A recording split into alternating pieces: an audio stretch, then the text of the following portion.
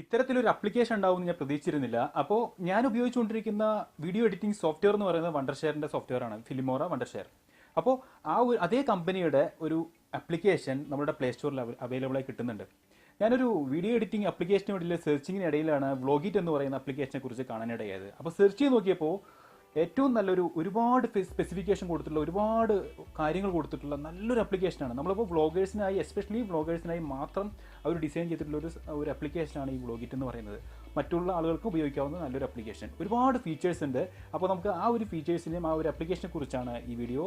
എൻ്റെ വീഡിയോ എൻ്റെ ഫേസ്ബുക്ക് പേജിലാണ് കാണുന്നതെങ്കിൽ പേജിലേക്ക് ചെയ്യുക, യൂട്യൂബിലാണ് കാണുന്നതെങ്കിൽ സബ്സ്ക്രൈബ് ചെയ്ത് ബെല്ലൈക്കൺ പ്രസ് ചെയ്യുക. ഞാൻ വിവീഷ് രാജൻ. അപ്പോൾ നമുക്ക് വീഡിയോയിലോട്ട് കിടക്കാം.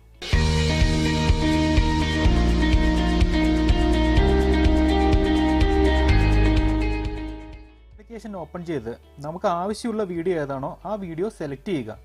സെലക്ട് ചെയ്ത് കഴിഞ്ഞാൽ നമുക്ക് മേലെ കാണുന്ന ഒരുപാട് ഓപ്ഷൻസ് ഉണ്ട്. നമുക്കതിൽ ടൈറ്റിൽ വേണമെന്നുണ്ടെങ്കിൽ ഇൻട്രോ ടൈറ്റിലും എൻഡ് ടൈറ്റിലും നമുക്ക് ഇവിടെ നിന്ന് തന്നെ സെലക്ട് ചെയ്യാം.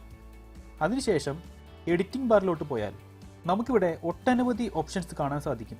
നമുക്ക് ഇവിടെ നിന്ന് തന്നെ വീഡിയോ എഡിറ്റ് ചെയ്യണമെങ്കിൽ വീഡിയോ ക്ലിക്ക് ചെയ്താൽ നമുക്ക് ഇവിടെ നിന്ന് തന്നെ ക്രോപ്പ്, ട്രിം എന്നിങ്ങനെ പലതരത്തിലുള്ള ഓപ്ഷൻസുകൾ കാണാം. നമുക്ക് ഇവിടെ നിന്ന് തന്നെ ഈ വീഡിയോസ് എഡിറ്റ് ചെയ്യാവുന്നതാണ്. കൂടാതെ നമുക്കിവിടെ ടൈറ്റിൽസ് എഡിറ്റ് ചെയ്യണമെങ്കിൽ ടി എന്നുള്ള ഓപ്ഷൻ ക്ലിക്ക് ചെയ്താൽ നമുക്ക് ടൈറ്റിൽ എഡിറ്റ് ചെയ്യാവുന്നതാണ്. കൂടാതെ എൻഡും ഇവിടെ നിന്ന് തന്നെ നമുക്ക് എഡിറ്റ് ചെയ്യാൻ സാധിക്കും. ടൈറ്റിൽ ഓപ്ഷനിൽ ഒട്ടനവധി ഡിസൈനുകളുണ്ട്. നമുക്ക് അതിൽ നിന്ന് അനുയോജ്യമായവ തിരഞ്ഞെടുത്ത് ഉപയോഗിക്കാവുന്നതാണ്. അതിനുശേഷമുള്ള ഓപ്ഷനാണ് സ്റ്റിക്കർ എന്നുള്ളത്. ഒട്ടനവധി സ്റ്റിക്കേഴ്സ് ഇതിലുണ്ട്. അതിനുശേഷമുള്ള ഓപ്ഷനാണ് ഓഡിയോ. ഒരുപാട് വെറൈറ്റി ഓഫ് ഓഡിയോസ് ഇതിൽ തന്നെ കൊടുത്തിട്ടുണ്ട്. ബാക്ക്ഗ്രൗണ്ടായി ഉപയോഗിക്കാൻ പറ്റുന്ന ഒട്ടനവധി ഓഡിയോസ് ഇതിൽ തന്നെയുണ്ട്. പിന്നെയുള്ളൊരു ഓപ്ഷൻ എന്ന് പറയുന്നത് PIP ആണ്, പിക്ചർ ഇൻ പിക്ചർ.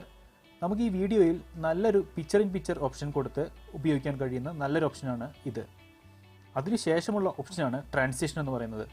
ഒരു വീഡിയോ കഴിഞ്ഞ് മറ്റൊരു വീഡിയോയിലോട്ട് പോകുമ്പോൾ നല്ല സ്മൂത്തായി പോകണമെന്നുണ്ടെങ്കിൽ നല്ലൊരു ഓപ്ഷനായി ഇത് ഉപയോഗിക്കാവുന്നതാണ്. കൂടാതെ ഫിൽറ്റർ ഓപ്ഷൻ കൂടി ഇതിലുണ്ട്. പിന്നെ ഒട്ടനവധി ഓപ്ഷൻസ് ഉണ്ട് ഇതിൽ തന്നെയുണ്ട്. ഇതിൽ മറ്റൊരു നല്ലൊരു ഓപ്ഷൻ എന്ന് പറയുന്നത് അഡ്ജസ്റ്റ്മെൻറ്റ് എന്നുള്ളൊരു ഓപ്ഷനാണ്. ഈ ഓപ്ഷൻ ഉപയോഗിച്ച് നല്ലൊരു ക്വാളിറ്റി വീഡിയോയ്ക്ക് മാറ്റാൻ ഇതിലൂടെ കഴിയും. അപ്പോൾ ഇത് ഉപയോഗിക്കുക. കൂടാതെ ഇതിലൂടെ യൂട്യൂബ് ഉപയോഗിക്കുന്നവരാണെങ്കിൽ തംബ്നെയിൽ വരെ നമുക്ക് ഇതിലൂടെ ക്രിയേറ്റ് ചെയ്യാൻ സാധിക്കും.